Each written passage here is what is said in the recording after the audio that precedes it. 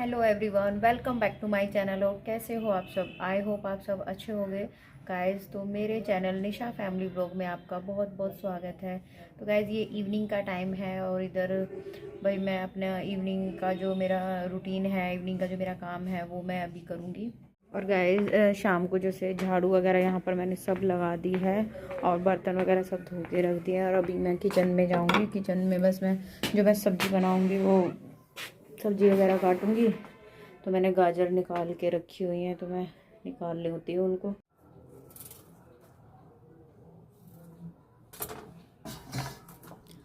और ना भाई, पता है क्या होता है कि जैसे कि डेली ना सब्जी का एक यही रहता है कि आज क्या बनाए, आज क्या बनाए।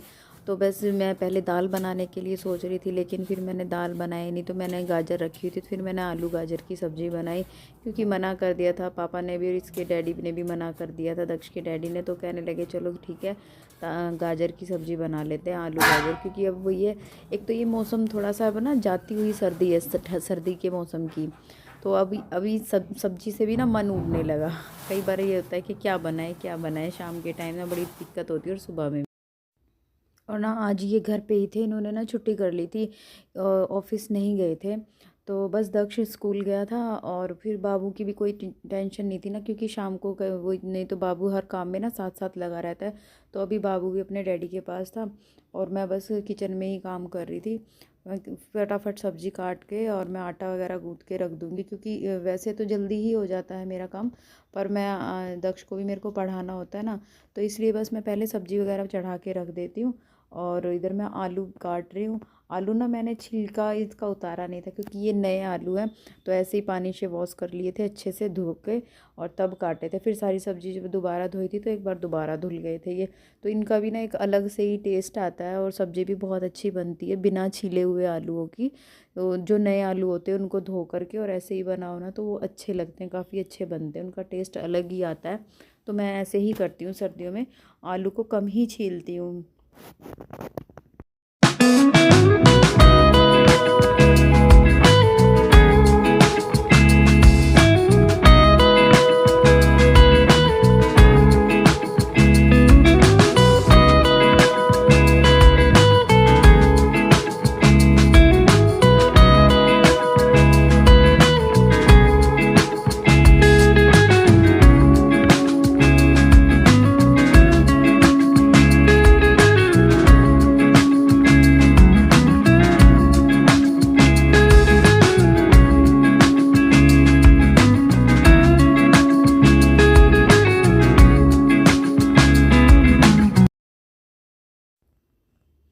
और ना भी किचन हमारी थोड़ी भाई छोटी है, तो इसमें ना सामान थोड़ा सा बिखरा हुआ सा ही मतलब रहता है। इसको कोशिश तो बहुत करती हूँ कि थोड़ा सा आधा दूसरी किचन में रख देती हूँ और आधा इस वाली किचन में रख देती हूँ। तो फ्रूट वगैरह भी लेकर आए थे, पापा गए थे बाज़ार, तो वो भी रखे हुए थे अभी ऐसे ही। तो अभी मैं उसको भी अलग से एक टोकरी में करके रख दूँगी। और ये वाली थोड़ी इस किचन में ना फिर स्पेस हो जाएगा, क्योंकि जैसे अभी तो नहीं, पर ज़्यादातर ऐसा होता है ना, जैसे दूध वगैरह गर्म करके रख देते हैं तो बाबू खेलता रहता है। तो कभी वही है ना, गर्म दूध होता है, ऊपर भी नहीं रख सकते, क्योंकि उसका हाथ ऊपर तक जाता है, हाथ लगा ले, खींच ले पतीला पकड़ के, तो थोड़ा सा डर लगता है। और किचन बस इसी वजह से ना, और दूसरी किचन इसलिए बनाई थी कि मतलब थोड़ा ये होता है कि उसमें सारा सामान एडजस्ट हो जाएगा। लेकिन ना वो भी इसी की तरह भाई छोटी बन गई, तो इस वजह से भी ना हम उस किचन में थोड़ा सा दिक्कत होती है काम करने में। तो दूसरी किचन में मैं इसी वजह से काम नहीं करती हूँ।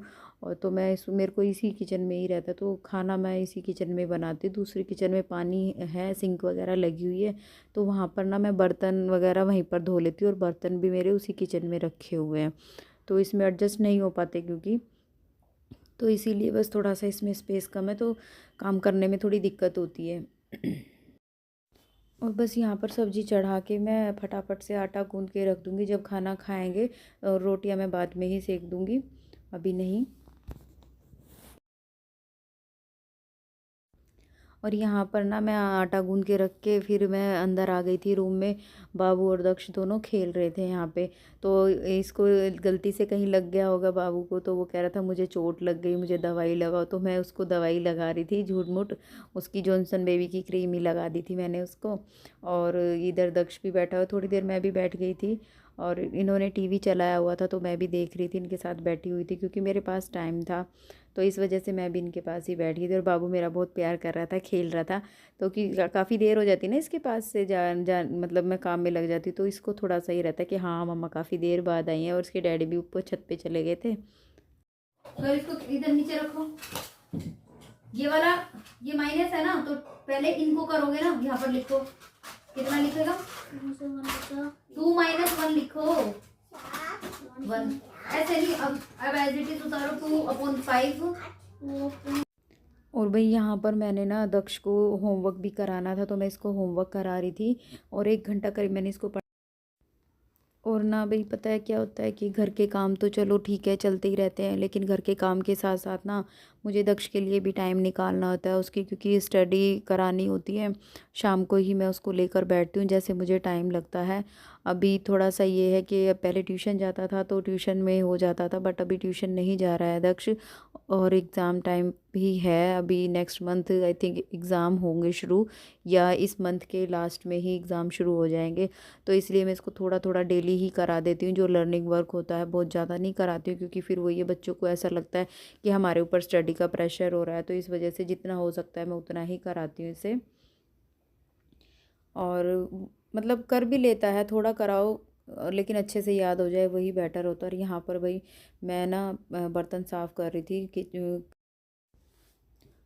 भाई जैसे ना सुबह में भी ऐसे ही होता है, मैं सुबह मतलब इसके डैडी के ऑफिस जाने से पहले ही काम जल्दी जल्दी निपटा लेती हूँ, बाद का थोड़ा ही रह जाता है।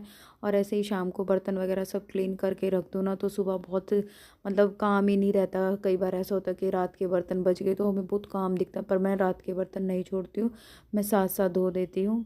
और बस उसके बाद मैं रोटी वगैरह सेकूँगी, क्योंकि ये गरम गरम रोटी खाने में सही लगती है, 1-2 रोटी एक्स्ट्रा भी खाई जाती है, तो मैं बाद में सेकूँगी।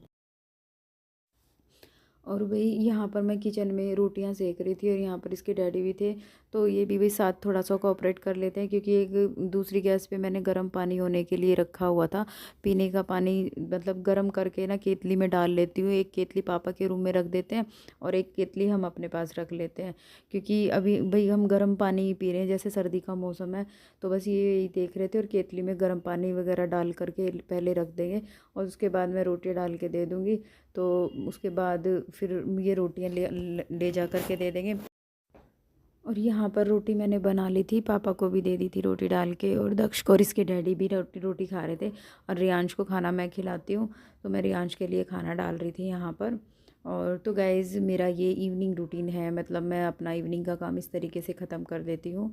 तो गाइज़ आपको मेरा वीडियो कैसा लगता है आप मुझे प्लीज़ कमेंट करके ज़रूर बताइएगा। आज का व्लॉग इतना ही, अब मिलते हैं आपको नए व्लॉग में। तो गाइज़ प्लीज़ मेरे चैनल को लाइक कीजिएगा, शेयर कीजिएगा एंड सब्सक्राइब कीजिएगा। तब तक के लिए bye bye, take care and thanks for watching.